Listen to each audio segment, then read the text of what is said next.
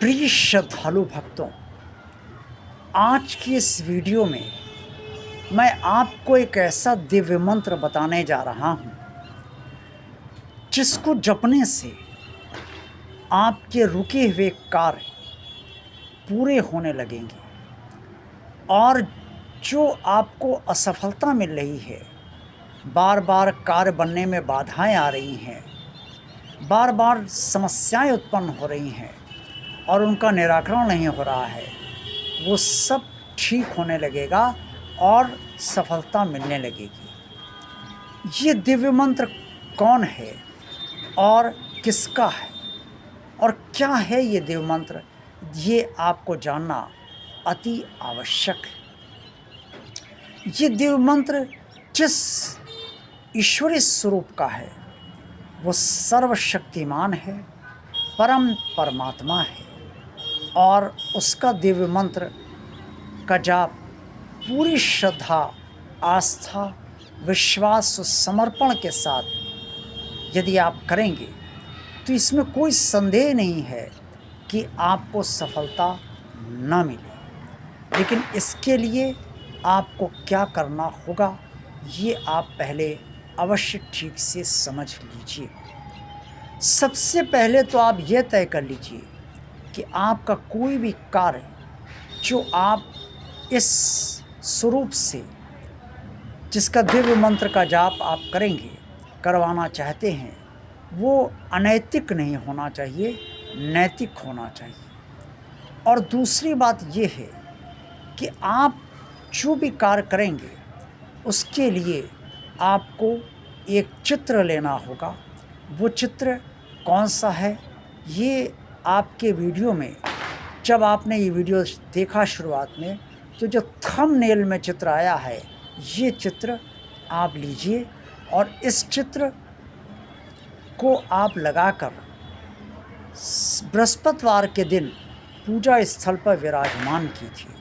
अगर ये चित्र आपके पूजा स्थल पर पहले से ही विराजमान है तो भी आप बृहस्पतिवार से ही इसका कार्य आरंभ कीजिए। और अगर रोज़ इस चित्र की पूजा कर रहे हैं तो कुछ दिन के लिए, यानी कि अगर बृहस्पतिवार अभी नहीं आया है तो कुछ दिन के लिए पूजा रोक दीजिए और बृहस्पतिवार से कार्य का शुभारंभ कीजिए, यानी कि दिव्य मंत्र का शुभारंभ आप कीजिए। अब कैसे दिव्य मंत्र का जाप ये करना है, ये जो थंबनेल इस वीडियो की शुरुआत में आपने देखी है, ऐसा ही चित्र आप अपने पूजा स्थल पर रखकर सबसे पहले मन को शांत कीजिए। पूजा स्थल पर इस चित्र के सामने आप जल रखिए और भोग में आप अपनी सामर्थ्य अनुसार और इच्छा अनुसार जो भी रखना चाहें वो अवश्य रख लीजिए। लेकिन अगर खोए के पेड़ा हों या फिर दूध की बर्फ़ी हो तो ज़्यादा अच्छा है।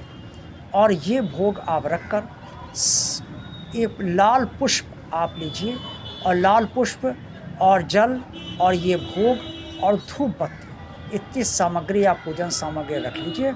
सबसे पहले आप जल इस ईश्वरीय स्वरूप को अर्पण कीजिए और उसके बाद आप धूप बत्ती, और उसके बाद फिर धूप बत्ती आप अर्पण कीजिए, पुष्प अर्पण कीजिए और उसके बाद फिर भोग और जल रखकर आप इस दिव्य मंत्र का जाप कीजिए, जो मैं आपको दिव्य मंत्र बताने जा रहा हूँ। ध्यान रहे, इस दिव्य मंत्र का जाप पूरी श्रद्धा, आस्था, विश्वास और समर्पण के साथ हाथ जोड़कर आँख बंद करके आपको कम से कम 11 बार करना है। 11 बार, इससे कम नहीं।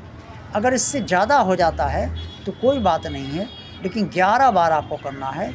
और सुबह ये दिव्य मंत्र का जाप आपको सुबह 5 बजे से लेकर दिन में 11 बजे तक या इसके पहले आप इसका जाप जो है वो अवश्य कर लें।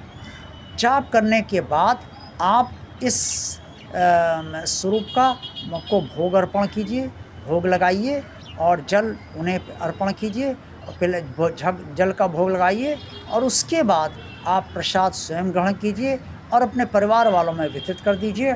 और जल जो है वो थोड़ा सा आप प्रसाद के तौर पे ले लीजिए, अपने परिवार वालों को भी दे दीजिए। जो शेष जल बचे वो तुलसी के पेड़ में आप उसे विसर्जित कर दीजिए घर में।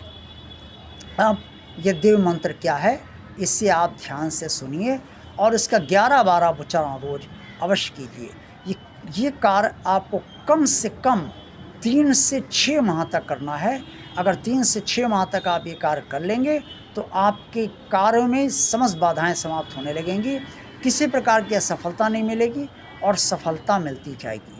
अब ये देव मंत्र ध्यान से आप सुनिए और पूरे मनोयोग से सुनिए, पूरी श्रद्धा आस्था विश्वास के साथ सुनिए। ये देव मंत्र है ओम श्री नारायण श्री नारायण श्री हरि नमो नमः। ओम श्री नारायण श्री नारायण श्री हरि नमो नमः। इस तरह से आप इसका जाप करिए, नियमित जाप करेंगे तो निसंदेह आपके को सब कार्यों में सफलता मिलेगी और कोई कार्य आपका रुकेगा नहीं। ओम नमो भगवते वासुदेवाय।